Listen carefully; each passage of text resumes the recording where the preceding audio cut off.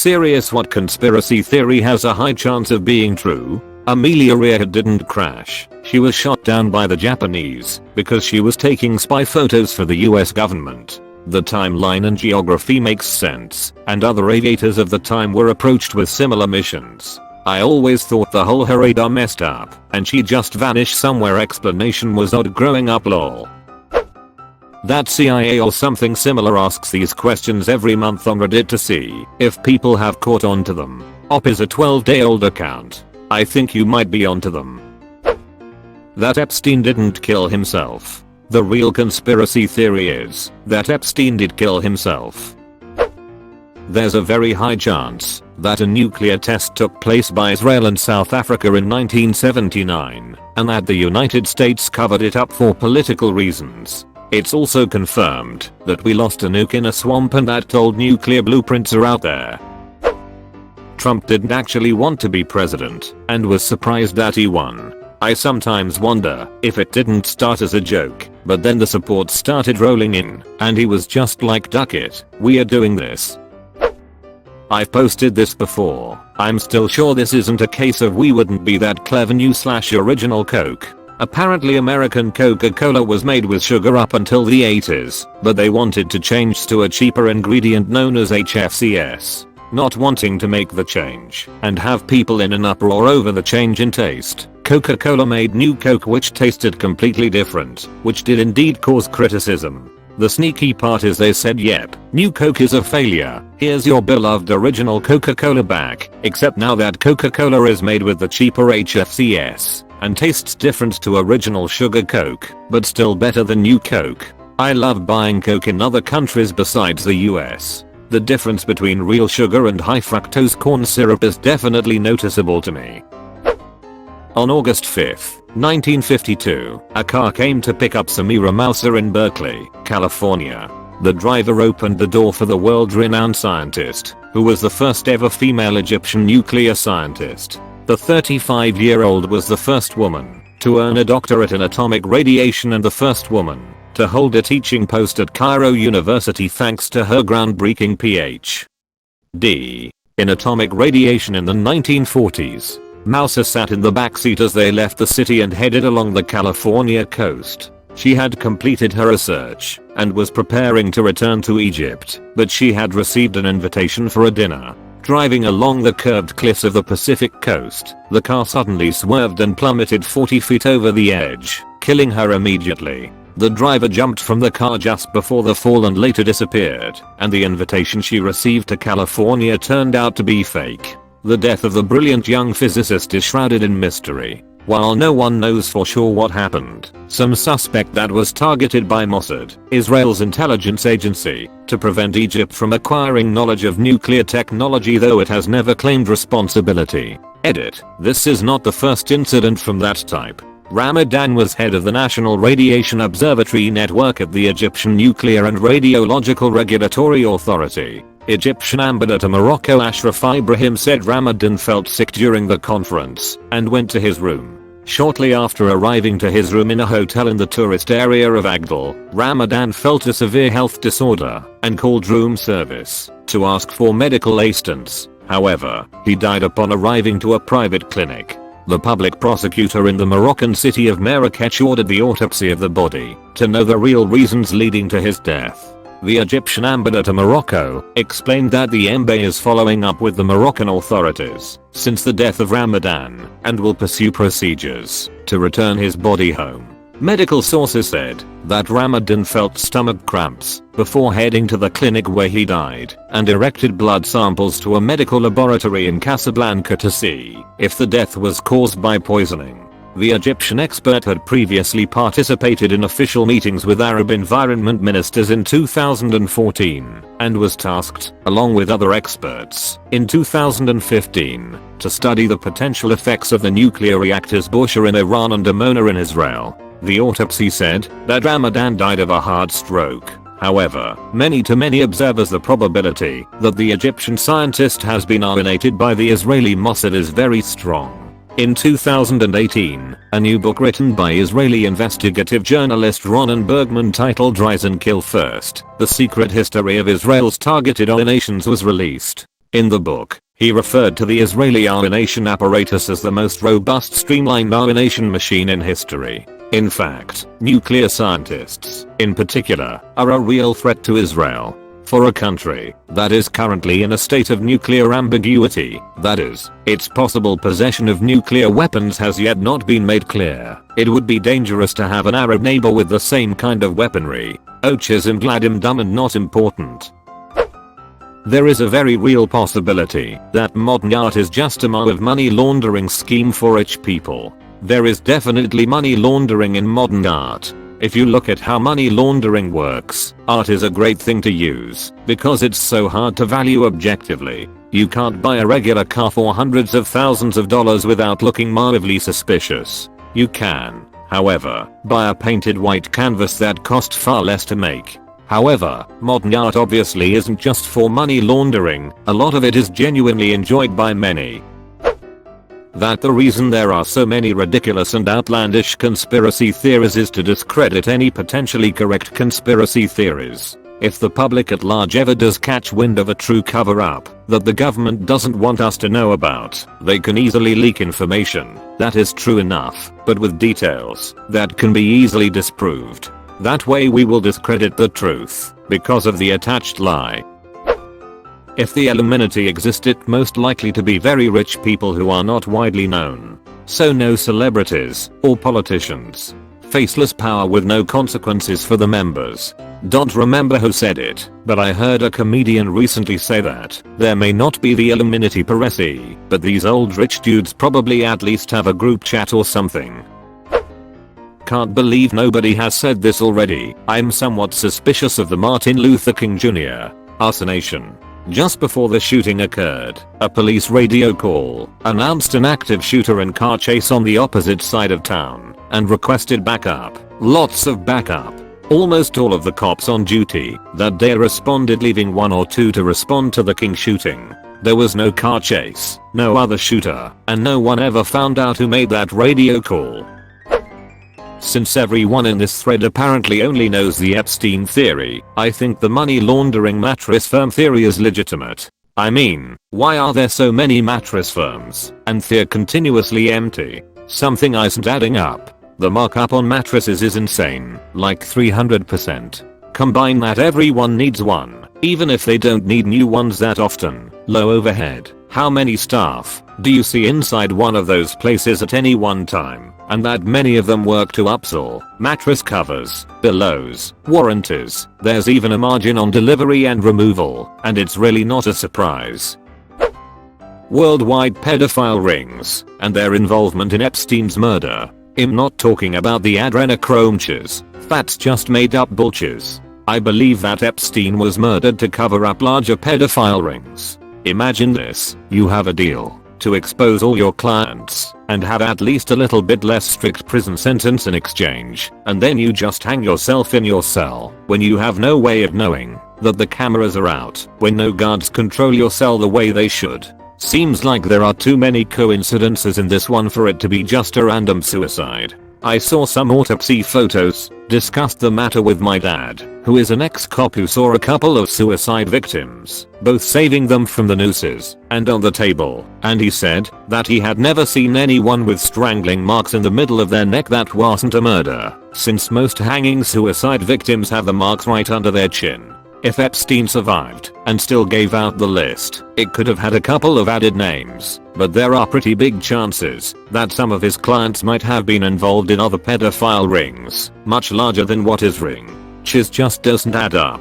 Edit. Some people ask me what is adrenochrome, so TL. Doctor, there is a batshit insane conspiracy theory that rich people torture kids so that adrenochrome is created in their blood and that you can spot an adrenochrome user by bruises near their eyes. I've always wondered that. Like, yes, there is Epstein's ring, but what about other ones? I'm too scared to post in r/pedagate because everyone there is a nut job. The lottery is designed to catch time travelers. Is that why a myriad of bad things starts happening to them after they win? It's actually pretty logical, but I just appreciated a new conspiracy theory, so I'll run with it anyway. Close bracket. Deleted. Similarly, those Facebook things like find your stripper name using the last 4 digits of your phone number. I don't know why so many people comment on those. I get it can be a little fun finding out your weird quirky stripper name is Lucy Goosey Floosey Flounder, but you're giving up so much information so easily. The 1975 dismissal of the then Australian Prime Minister, Gow Whittam, by the Governor General was actually a British/American backed CIA coup in order to prevent the nationalisation of Australia's mining sector. This is the one I came here to say. But it's so much more than just the mining sector. Whittam was threatening a key part of the Five Eyes in Pine Gap, among other things. It's well known that around this time the CIA was involved in many coups elsewhere, particularly in Latin America. Why would Australia be any different?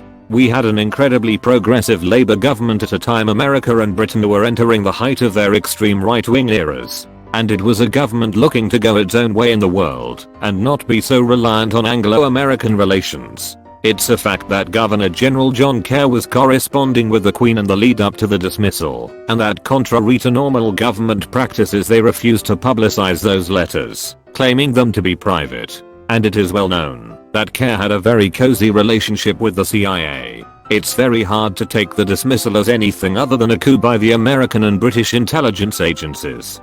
The Guardian. Toothpaste commercials use way too much, so we'll use a ton of it and have to buy more toothpaste more often. This isn't a conspiracy so much as a fact. That the CIA brought cocaine and crack into the US by the Contras. The US was flopping its recall over the Nicaraguan government during the Nicaraguan Civil War.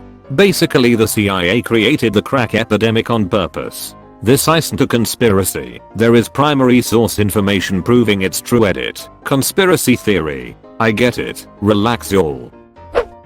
That Diana Ross and Smokey Robinson are Michael Jackson's actual parents. That's why he was the talent in the Jackson family, and why there were rumors that he was Evan Ross's father. They both looked like Diana. Smokey would have been 18 and Diana 14 years old when Michael was born, so Berry Gordy arranged to have the kid given to his old boxing buddy and fellow musician from Chicago, Joe Jackson, who he would fund, leading to the formation of the Jackson 5. Joe had a big family where Michael would get everything he needs while training him to be an entertainer, and Motown could protect their image by taking the child out of the picture. It turns out the kid is a talent, and as we all know the Jackson 5 make it to Motown. But even before that there were several documented instances of Diana Ross in Gary, Indiana, such as at the school talent show where the Jackson 5 performed. She has said multiple times on live television that Michael is her baby/child, says she's doing it all for him, and joked about him playing her son in a future movie.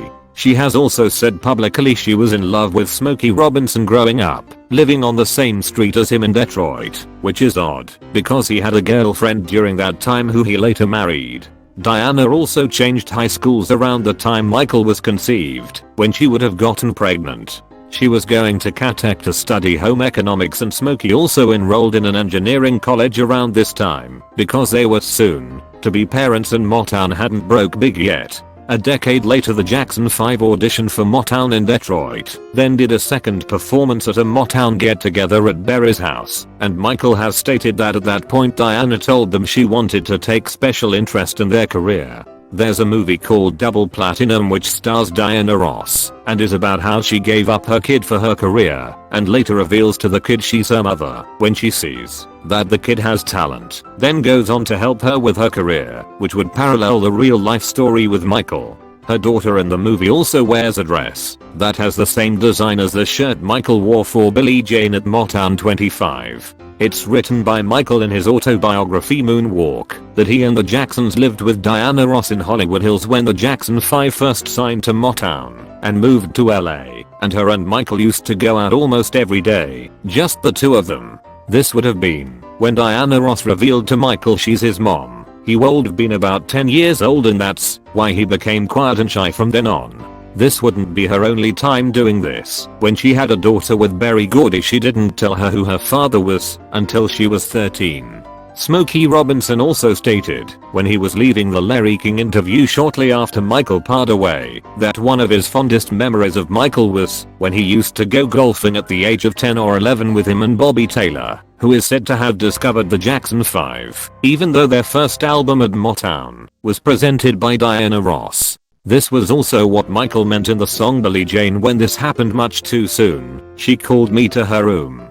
Diana was the one who said I'm the one, but the kid is not my son. She meant I'm your mother, but you're not my son, you're a Jackson now. Diana Ross is Billie Jane. Diana plays a character called Billie Holiday in Lady Sings the Blues, which came out a few years before The Wiz with MJ. This is also what the song Dirty Diana is about. It's about Diana Ross, the groupie who seduces Smokey Robinson, who she grew up on the same street as, conceiving Michael. Then there's the song Who Is It, which is about a mystery person who abandoned Michael, and in the music video he holds a card that says Diana. The song Wanna Be Startin' Something also talks about how, if you can't feed your baby, then don't have a baby, and again refers to the mystery Billie Jane character. He references Ain't No Mountain High Enough in the song Leave Me Alone, and says don't you come walking begging back, mama. He also references Ain't No Mountain High Enough in the songs Baby Be Mine, Speechless, and Keep the Faith. This is all also why you see a weird sexual dynamic between Michael Jackson and Diana Ross, but you will never actually see a picture or video of them making out.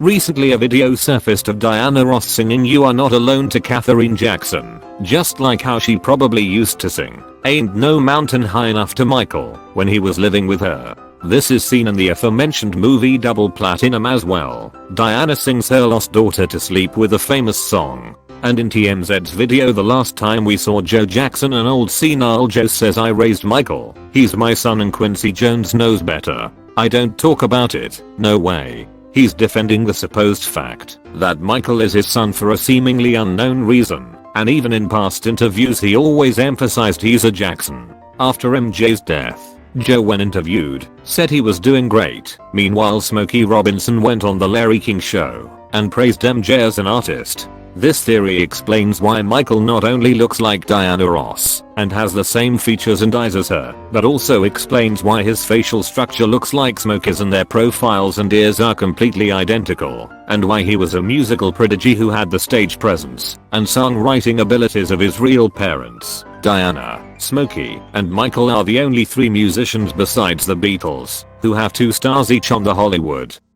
Walk of Fame, one for being a member of their original groups, and one to celebrate their success as a solo artist, as well as having a very soft voice, which both Smokey and Diana, and Evan Ross, have in common.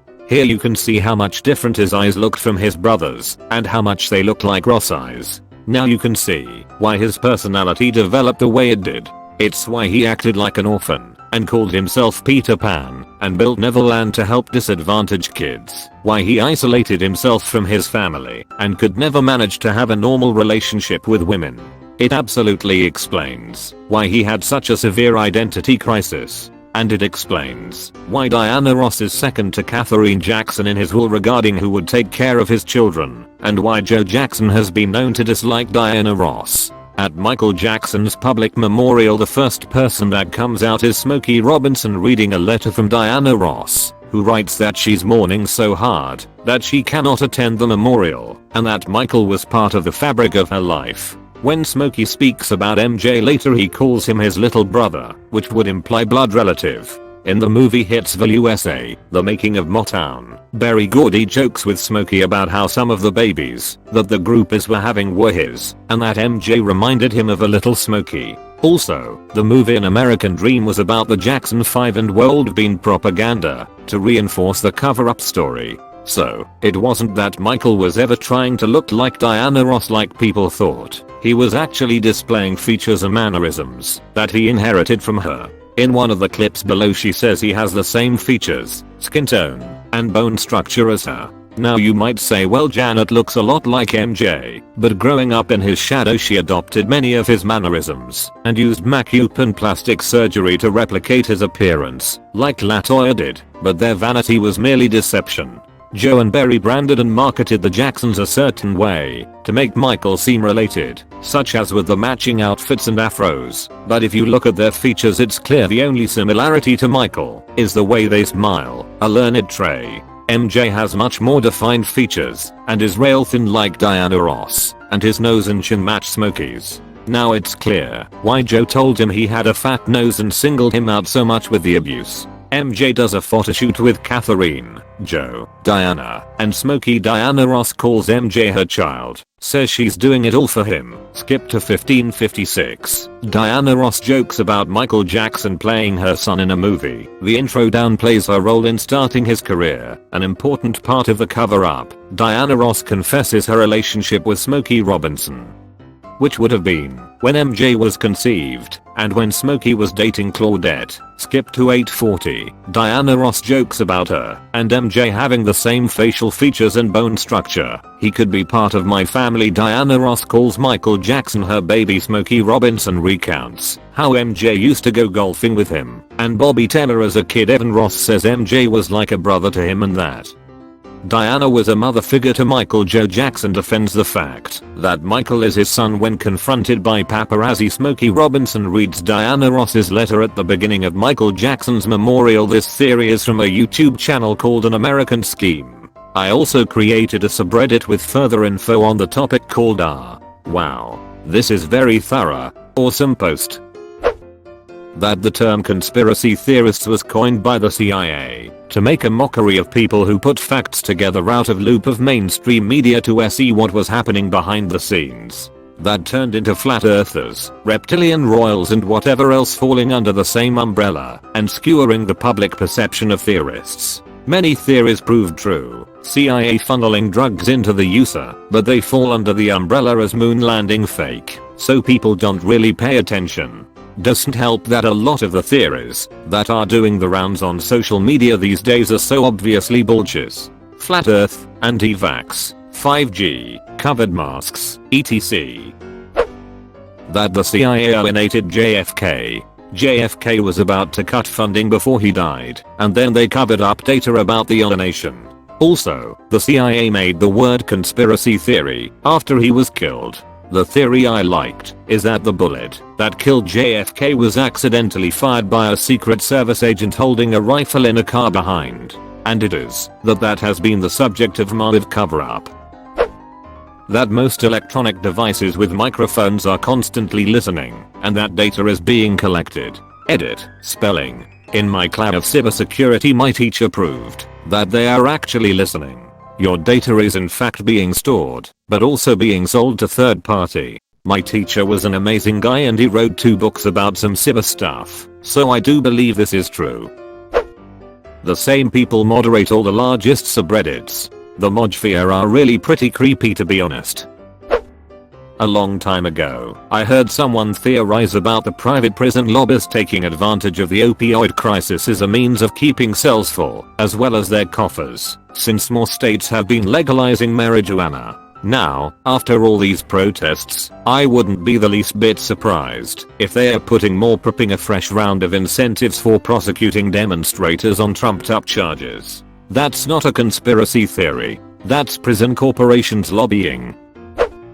Prince Harry and Meghan Markle were ordered to emancipate from the royal family to distract the world from the fact that Prince Andrew is a pedo. I read somewhere that it was more them wanting to get away from the family knowing already they were pedos, and that they wanted to cut ties with them, and that Princess Diana wanted to expose the family first and that's why she was offed. Certain governments are actively working against environmental legislation because their countries have access rights to resources buried under the Arctic that they want to exploit. Once the ice caps melt, Russia will have a ton of farmland once the permafrost in Siberia melts. Removed. The original Sonic movie design was a publicity stunt. Didn't they already make merch for the original design? I feel like they could just not done the merch and saved money. That identity of Jack the Ripper was known to the police. He was actually detained and questioned by police before being released. He then left the country before they could re-arrest him. Scotland Yard then covered up their failure, which snowballed into one of the biggest serial killer conspiracy theories in history. This is supported by the fact that 132 years later, they are still withholding the case files and decline all freedom of information application as the files may have an impact on living persons. Is the suspected reason that Jack was an important politician or someone working in Scotland Yard? Deleted. Because it's not really a conspiracy. It's well-known fact. Democrats and Republicans working together to spread propaganda that you can only be one of the other. Like, the idea that third parties are way too small to even have a chance of being elected for president or for Congress, and therefore should be ignored. It makes sense, because no one wants to waste their vote, so they won't vote for third parties. Third parties then have no power. That means Democrats and Republicans don't have to compromise with each other, because they only have one competition, which is with each other. It's also a big end result of first past the post voting. We need a different voting system to break their power block. JFK was nominated by the CIA for wanting to disband them and end the Cold War. I heard JFK said he didn't like the military-industrial complex, and I was like, yep, that'll get you killed. The USA government is funded by what amounts to a Ponzi scheme. 70% of the US debt is owed to its own citizens. We know there is no way to pay it all back. The reason we don't drastically reduce funding to the military is because it's our insurance against bankruptcy. As long as the military exists as it does, the USA can continue to borrow money without ever paying it back. Edit. I did not expect this to get so much attention. This is a gross oversimplification, and there are a number of people who probably know a lot more about economics than I do, refuting it. I strongly suggest you read said comments, do some research, and draw your own conclusions. If you're going to start a riot, make sure you're properly informed first. This, well, all the stuff below calling the US government an outright Ponzi scheme is just true. No conspiracy theory about it. I've frequently talked about how, even though we talk about the US debt a lot, the real number and increases don't matter as much as people believe, because who is going to actually demand that the US pays it back? Debt as a private citizen is a problem, because if you don't pay it, the government will duck you. Nobody can duck the US government because of the dichotomies of world power, USD reserve currency, military control and wealth distribution. And even besides the fact that you can't force the US to pay its debt, nobody wants to. Going through that exercise means worldwide financial ruin. Our globalist economy is a literal house of cards. You pull one or two major pieces out, and it can all come crashing down. Edit for applies. I don't literally think the US government is a Ponzi scheme. If the other poster literally meant this, I disagree. I warned he meant it has a lot of similarities, and those similarities show a dilemma around the US economy. The opioid epidemic is a targeted purge of economically depressed and potentially rebellious regions of the country. Back in the 90s, NAFTA killed small to mid-scale manufacturing in the Rust Belt and Appalachia. Those industries have always been where the majority of the people in those areas worked. This left a lot of angry people. They are still angry, so much so that they hate Hillary Clinton because Bill signed NAFTA into law, and that is why we've had chiz for brains in the White House ducking up the country the past 3 years. But I digress. These are also areas that are traditionally anti-authority, especially Appalachia, and they are areas where people have guns and know how to use them. So, what are you going to do with these people? They refuse to retrain for the new economy, they're starving.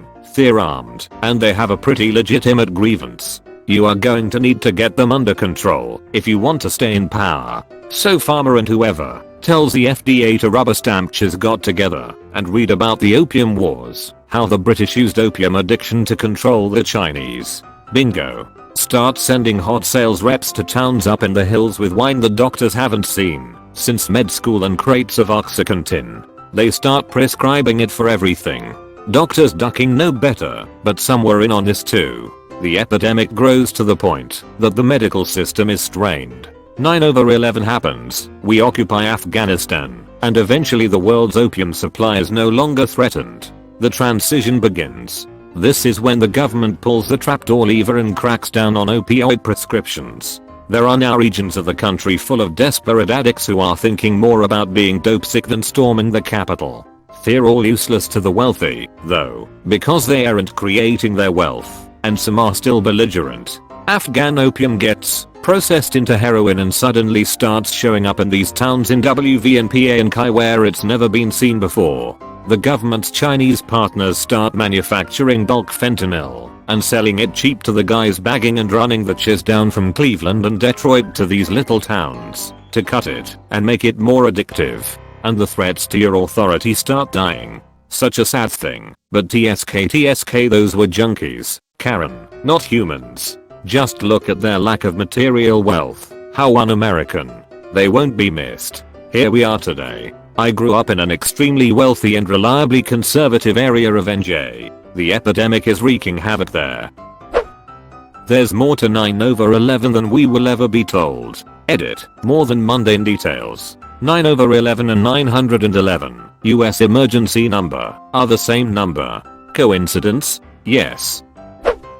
Michael Jordan gambling retirement theory. Most likely NBA found Michael betting on games he shouldn't have, would always be on himself, the guys who is motive, but any gambling by professional athletes related to their own team or sport will bring the game into disrepute. That said, I don't subscribe to the theory that his father's death was related to anything to do with MJ. 2-year suspension for gambling that the league allowed him to call a retirement. The highest suicide rate in the US are as people who enter the military, not just the vets. Is that a conspiracy or a statistic? The constant fireworks being set off every night for the past month in the US is to get the general public adjusted to the sounds of explosive/artillery/gunfire. The firework thing is really weird. It's weird that it's been happening nationwide, and it's not like it's just happening at protests. I keep hearing fireworks in my apartment complex here in suburban Texas.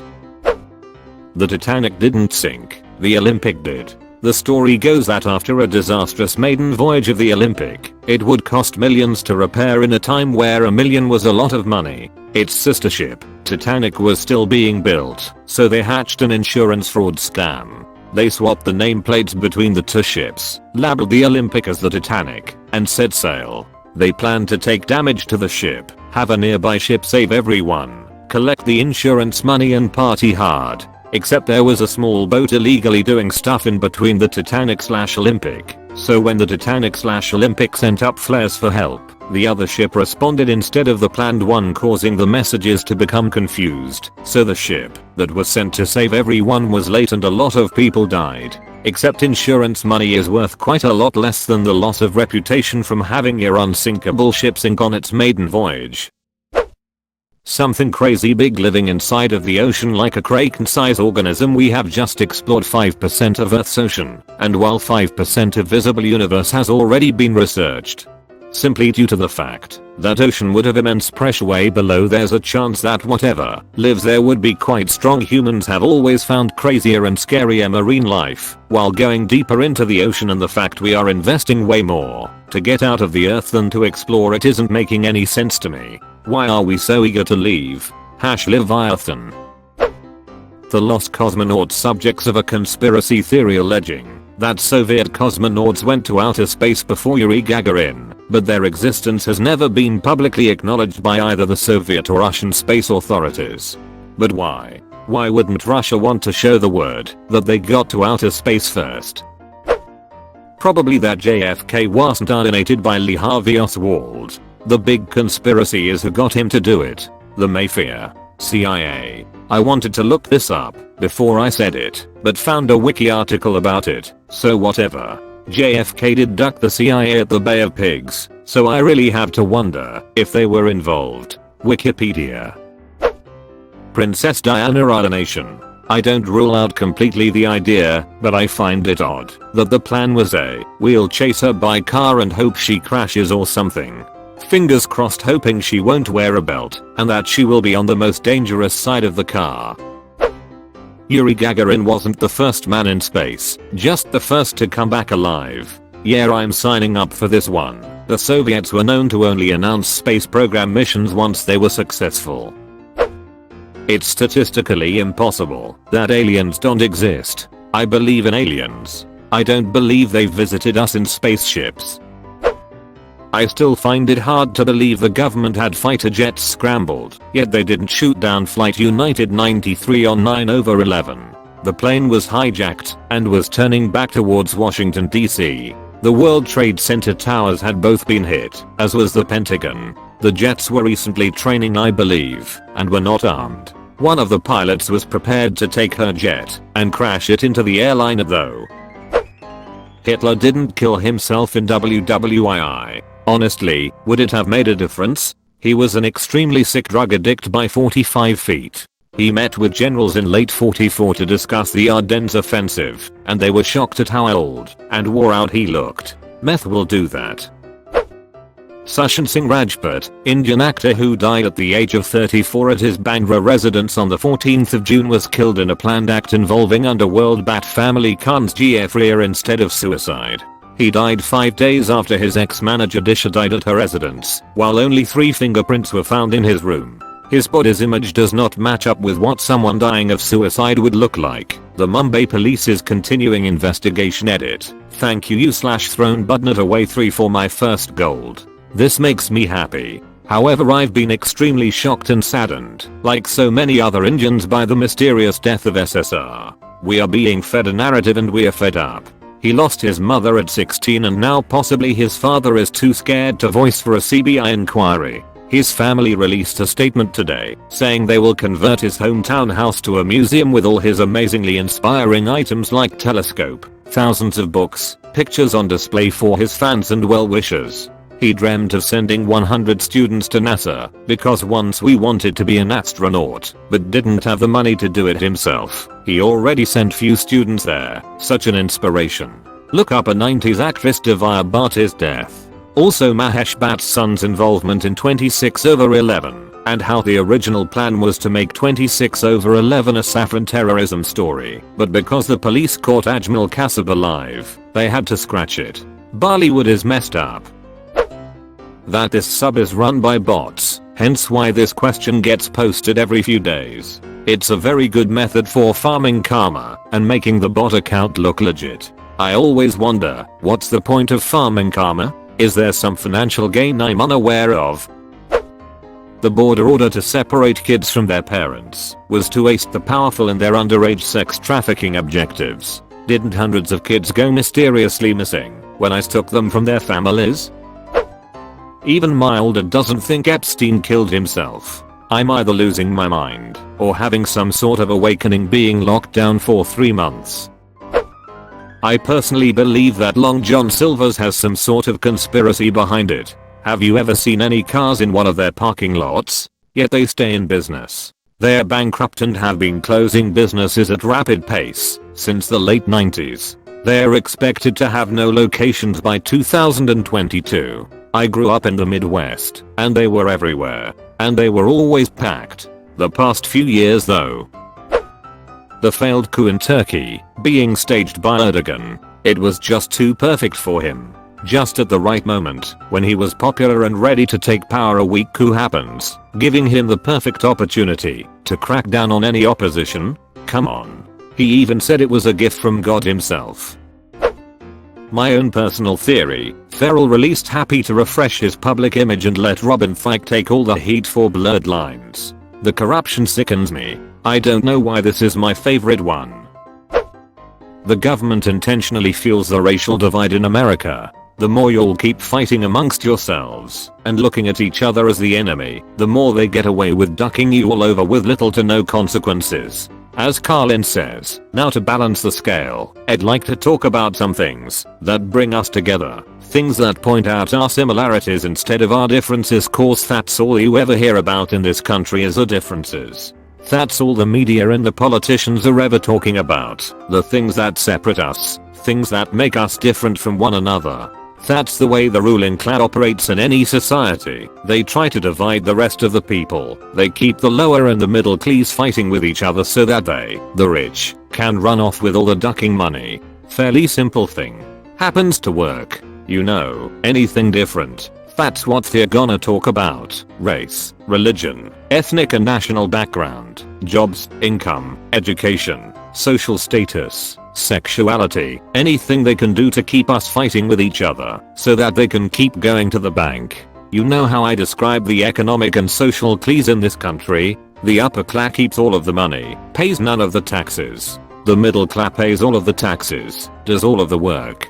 The poor are there just to scare the chiz out of the middle class. Keep on showing up at those jobs. That 2020 was an asymmetric psyops attack on many levels. Hindsight is always 20/20. I really don't think Kurt Cobain committed suicide. The entire story always felt off to me, not to mention some of the harrowing details I learned of later on that seemed way too suspicious. I'm not really sure if Courtney Love was involved, but I definitely feel like there was some foul play. One thing that really sticks out to me is what Chris Novoselic had to say about Kurt. Paraphrasing a lot here, but essentially the irreconcilable fact was that Kurt bought a shotgun shortly before his suicide. Chris knew him better than just about anyone on the planet and said he wasn't interested in hunting. It wasn't bought for self-defense. Kurt wasn't like that. He bought the gun to kill himself. And then he did. End of story. Honestly, the better conspiracy is that this conspiracy was made by the Hollywood elite to turn people against Courtney Love, who had been vocal against Weinstein and others since long before his crimes were public knowledge. We have so many days to honor our pets. National Pet Day, National Dog Day, National Cat Day, National Pet Week, etc. I'm convinced that these were started by pet brand/stores to get us to buy toys, treats, clothing, etc. and drive up sales throughout the year. I work in the hospitality industry and it's a well-known fact that all of these National Margarita Day or National Whiskey Day or whatever were created by liquor brands. Literally, you can buy a national holiday as marketing schemes. There's a national holiday for booze at least once a week. I can't stop thinking about that map I saw once overlapping massive underground tunnels that are all over America, by the way, with places missing persons were last seeing. Goosebumps. 1 to 2 cases is a coincidence, but hundreds of cases? It's not like underground tunnels are a common knowledge and are easily accessible to the public, are they? Missing 411 cases give me the chills. The CIA, FBI, American administration knew about 911 and either let it happen or instigated it in order to further their dominance in the world, especially the Middle East. Especially when you consider the fact Israeli intelligence warned them ahead of time and they ignored it. There is a huge child molestation/pedophilia network spanning many decades embedded within the Parliament of the United Kingdom. Why do I believe this? The former Conservative cabinet minister Lord Norman Tebbit has said he believes there may well have been a political cover-up over child abuse in the 1980s. Tebbit said the instinct of people at the time was to protect the system and not to delve too deeply into uncomfortable allegations. Source: Tory MP Geoffrey Rickens stumbled upon an establishment paedophile ring in the early 1980s and that his efforts to expose the cover-up left him in fear of his life and claimed he was put on a hit list. Source: Entire Labour Party conspired to conceal the activities of Labour Party activist and serial child molester Mark Trotter, who died from AIDS before he could be convicted. Source: Alec Dyer Atkins, Labour Borough Councillor, was convicted and jailed for 2 years in 2003 for downloading more than 42,000 pictures and films described in court as horrifying images of child abuse. Source: Michael Powell, Tory party general election candidate, convicted and jailed for 3 years for downloading hardcore child porn. Source: Harvey Proctor, Tory party MP, stood trial for sex offences of a sadomasochistic nature against teenage boys and was forced to resign. Source: Tory party councillor Christopher Pilkington, convicted of downloading hardcore child porn on his PC, placed on sex offenders register and forced to resign. Source: Tory party councillor Peter Stidworthy, charged with indecent assault of a 15-year-old boy. Source: Tory party mayor Chris Morgan, forced to resign after being arrested twice in 2 weeks for indecent assault on a 15-year-old girl and for suspicion of downloading child porn. Source: Tory party liaison manager on the London Embley, Douglas Campbell, arrested for allegedly downloading child porn. He is currently suspended while the police investigation continues. Source: Labour councillor Martin Loughlin, convicted and jailed for 15 years for sexually abusing 3 14-year-old boys. Source: Labour Mayor Nicholas Green, convicted and jailed for 10 years for 3 rapes and 13 counts of indecent assault against little girls between the age of 6 and 10.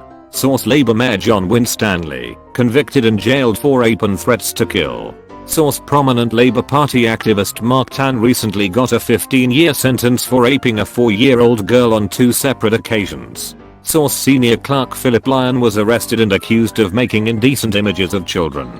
Source: Labour councillor Michael Barnes appeared at North Staffordshire Magistrates Court in 2004 to face 7 different charges relating to child pornography. Source: Labour councillor Liam Temple was convicted in 2004 of inciting a child under 16 to commit an act of gross indecency after the 58-year-old Labour pervert had attempted to molest a 12-year-old girl. Source: Youssef Azad, a senior official who helps scrutinise the work of London's mayor, arrested on suspicion of downloading child porn in 2003. Source: Labour councillor Nelson Bland convicted on 16 counts of possession and distribution of hardcore child porn in 2004. Source: Wasn't there a British journalist who was murdered cause she was gonna report on this ring? She must have had some really hard evidence.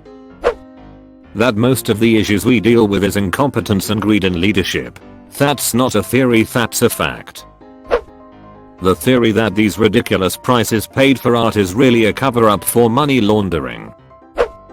Paul Pierce pooped himself and faked an injury to cover it up. I think he admitted last year when the playoffs began that our current president has dementia and his staff is covering it up. Wilson had a stroke. His wife ran the country for a year. In a recent Seth Meyers video, he joked about Trump's mental health tests. It's odd that no one really mentioned how drawing a clock and repeating 5 words are tests for dementia. I love this thread, but seriously, Epstein didn't kill himself. I'd probably say the Kraken or similar sea monsters. Apparently there are now underwater caves popping up due to landslides or something like that, and who knows if there may be a huge skeleton of a sea monster resting insanely deep down. That would be pretty rad. A skeleton, not the alive and angry. That'd be nuts. During last federal election in Brazil, a far-right candidate to presidency was stabbed during a rally. This candidate was from a small party and did not have time on television to promote himself, less than 30s, but after that it was news in every news. Also because of the stabbing, he was on medical leave and did not participate of any debates between candidates. The main doctor from the team that operates the candidate was a well-known oncologist in Brazil. Well, the candidate was Bolsonaro in the stabbing boosters campaign and he won. After the election, the guy who stabbed was declared with mental issues and is on special hospital jail, while we discover that he was practicing gunfire in the same school/field as Bolsonaro's son, which this guy clearly could not pay for, and had a high-profile lawyer, again, who is paying for this?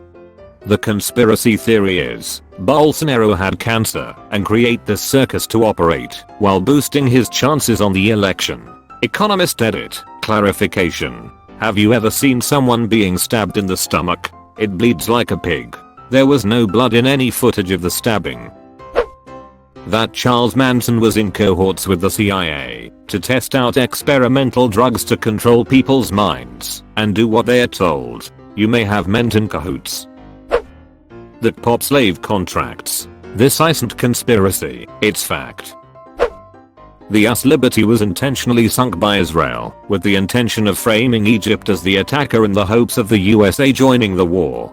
The Liberty was not actually sunk. It was for sure attacked by Israel. The sailors who were on it were threatened with court-martial if they dared speak about it. There is a theory that the point of the attack was to allow the US to attack Egypt like you said, but the attack was to be a nuclear strike. The nuclear part was due to Egypt being aligned with the Soviets, but I forget the finer details. Chinese recolonizing Africa. Almost every African country is indebted to them and it's sad. Not really a conspiracy, just geopolitics. Black Knight satellite / long delayed echoes. You don't even hear people talking about it. Space missions video consistently go down near the supposed orbit of Dark Knight, and radio scientists have always been baffled by long delayed echoes, but even the History Channel won't cover it, etc. Don't think I've heard of this? What is it? Most of the conspiracy theories a person has in their lives is just radio static. Insane theories created by the government to drown out the quieter voices of legitimate whistleblowers who discovered the truth. A significant amount, not all, of the property destruction and violence taking place in the recent protests is being instigated or committed by FBI agents provocateurs to discredit the movement. Wouldn't be the first time. The Nixon administration spurred China to economically reform in an attempt to defeat communism. This eventually led to manufacturing and labor market growth in China, which has also created today's issue of them taking our jobs. Deleted. The Catholic Church hides away books and inventions from the public in a large library below the Vatican. I'm Catholic and I definitely agree. Something really seems off about the Vatican archives and how barely anyone has access to them. Alien zoo theory. There are so many Earth-like planets in this galaxy alone that it's near impossible for them not to exist. It's also estimated that it would only take on average 3 million years from the birth of a planet for it to form a civilization. But then that raises the Fermi paradox. If they exist, where are they? And the answer to that, and the theory I'm talking about, is a zoo Earth theory. One theory that could well be true is that aliens have found Earth and are observing, waiting for us to develop further, and that in this process they are enforcing some sort of quarantine prohibiting other alien species from making contact, or us from finding them. There's a really good theory that Vincent van Gogh was actually murdered by a group of young boys and claimed he killed himself to save them from prison. BuzzFeed Unsolved made a really amazing video on it, and I highly recommend it. The evidence is staggering. Wait, how the duck did Van Gogh say he committed suicide and wasn't murdered after being murdered? The world is discreetly but extensively ruled by a group of people, possibly genetically related, with mutual interests. You mean how WW1 was a war between relatives? Oh my, you watched until the end? That's fucking awesome, dude. Thanks for watching.